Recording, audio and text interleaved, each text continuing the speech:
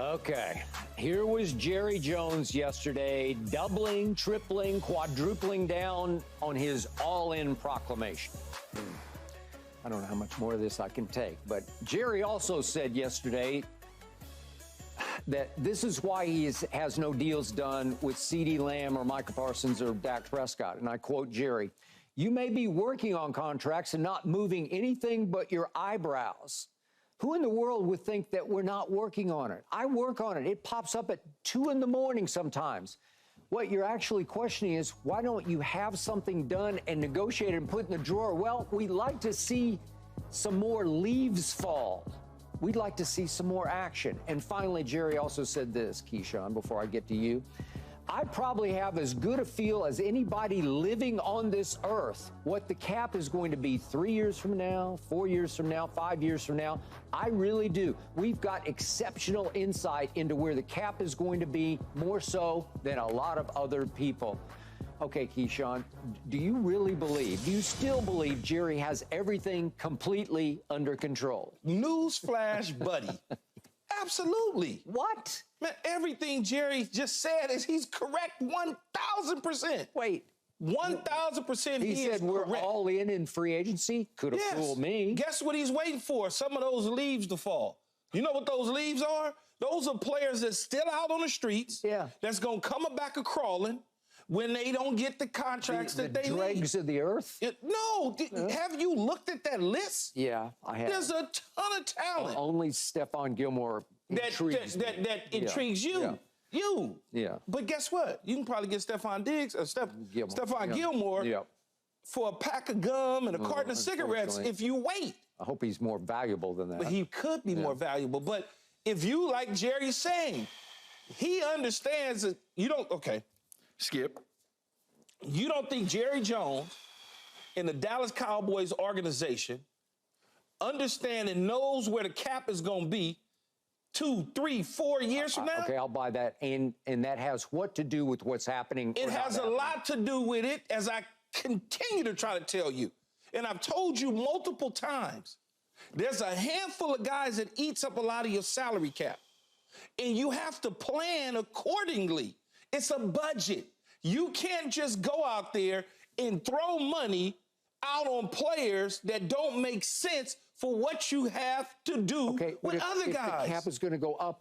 Why didn't you get CeeDee done before free agency started? Because, as he said, do you think that he's not up at 2 a.m. in the morning on a constant basis trying to figure out how to get it done?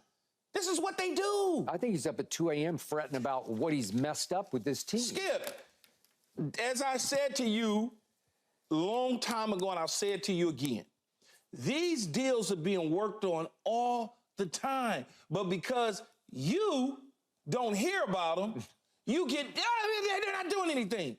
They probably done exchanged proposals 50 times. Okay, and they made the proposals they exchanging, they may have moved the decimal just a little bit over this way or that way. They may have added 1 0, maybe taken a 0 away, added 1 year. You know, they're playing with it.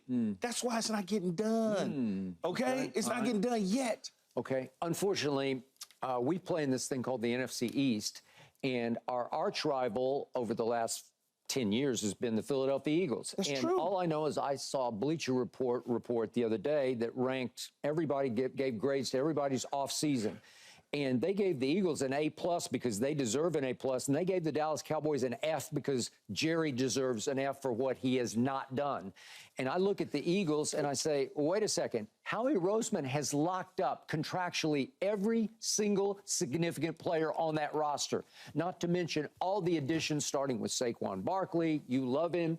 So I'll go with you. You played. Howie Roseman didn't even play high school football. I don't know how he does this, but he's coming across as the genius operator right now in the NFL.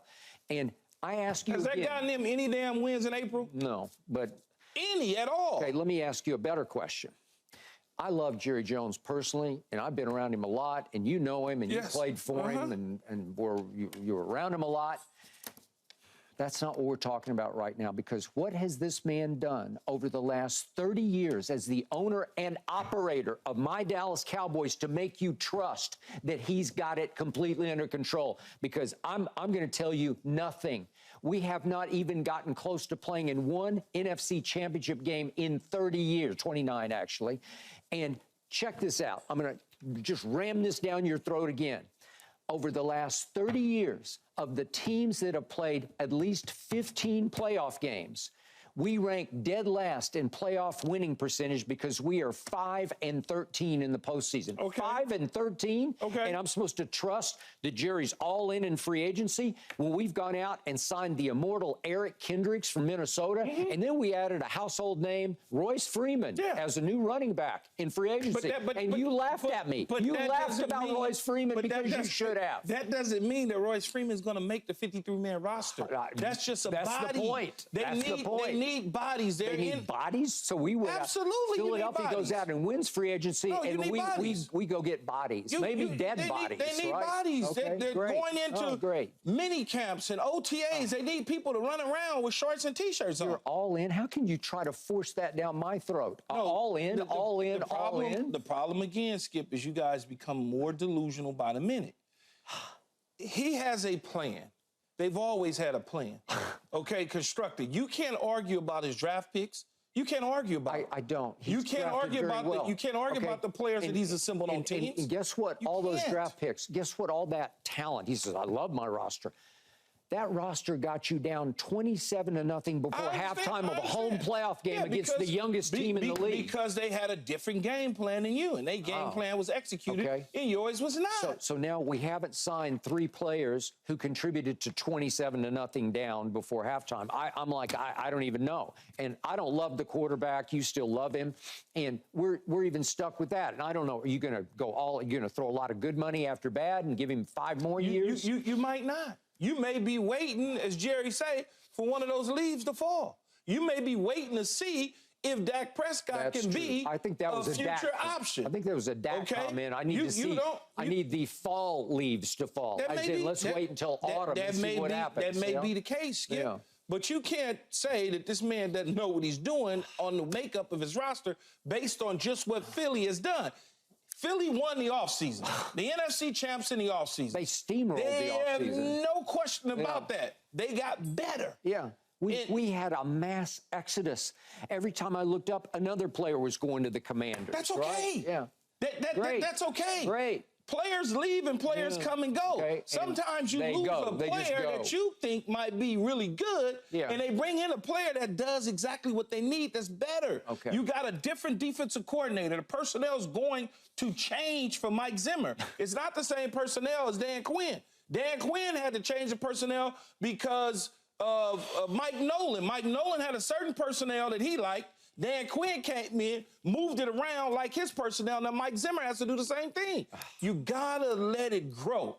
You can't get caught up in the month of March, in the month of April, and the team is gonna do this or that. The Philadelphia Eagles may win 7 games next year. Now what you gonna say? Oh, well, Saquon Barkley and this, they paid all this money for all these guys and didn't do anything with it. I like their chances. I like their chances too, but I'm giving you the reality of it. So Jerry has drafted spectacularly well, and to his credit, he has final say on the top, say, 3 or 4 picks every year. Yeah. He has veto power. The buck stops on his desk. But I got to tell you, last year, first round, they picked Mazi Smith from the University of Michigan. And you know what? I'm not going to go bust just yet, but every time I tried to watch Mazi Smith, I couldn't see anything because he was getting pushed around. Was he supposed to be Nick Bosa? No, he was not supposed to have immediate impact as a first-round pick, where our weakness was we got to plug some holes in the middle of the line. And that may be true, but he was never going to be Warren Sapp immediately out the gate. It wasn't going to happen like that. He may turn into something year 2 and 3. Year 1, I'm not expecting a whole lot. I just need you to figure out how to get to the building, no matter where you get. Because you do all your business through the draft, I better see something from your first-round pick to say, oh, okay. Yes, I see it. But a first-round, Skip, you've been doing this business 50 years or whatever it's been. You think in your first year doing this business, you is as good as you are no, now? but you know and I know. No. With first-rounders, when you hit, you know it. When they step on the practice field with veteran Keyshawn. No one said that they didn't hit on him yet. No one said that they didn't hit on him yet, but you the only one said. No, I've seen a lot of speculation about what happened here. Give him the other years. You're talking about a rookie. Yeah. He doesn't even know how to get to the damn facility yet. Well, he didn't know how to get to the running back or the quarterback or the whatever. Whoever had the football, That's the problem with information that gets out too much is people start going crazy. They're not doing this. They're not doing that. You didn't hear anything about Tony Romo when he signed his extension. It was quiet. He just happened to, Tony Romo signed a big extension. All right. Tyron Smith, you hear, Tyron, we locked out. Okay. It didn't drag on as much as it has with these other guys. It's the wildest thing ever. Here we go. Thursday night. We're almost there. Tomorrow night. Yeah. This is it for Jerry Jones. He is literally on the clock because he better hit. He better have instant impact draft picks in the first round, the second round, and the third round. You better hit on your top three, better be instant impact starters at offensive tackle and running back and linebacker. When was the last time? You better hit. When was the last time that they failed in the top 3 rounds of the draft? And those dudes did participate at some point in time for the Cowboys in their career. Maybe you go back to Taco Charlton, another Michigan pick. You know? It was like 1,000 years ago. Okay, and Mozzie Smith. The jury's way out on him. And then Luke Schoonmaker out of Michigan. We're swinging Michigan picks, right? Because remember, he was the kid at Philadelphia who didn't get his knee down on the goal line. Okay. Thanks for watching, Undisputed fans. Do you want more highlights from the show? Make sure to click that subscribe button for all the exclusive content from Undisputed.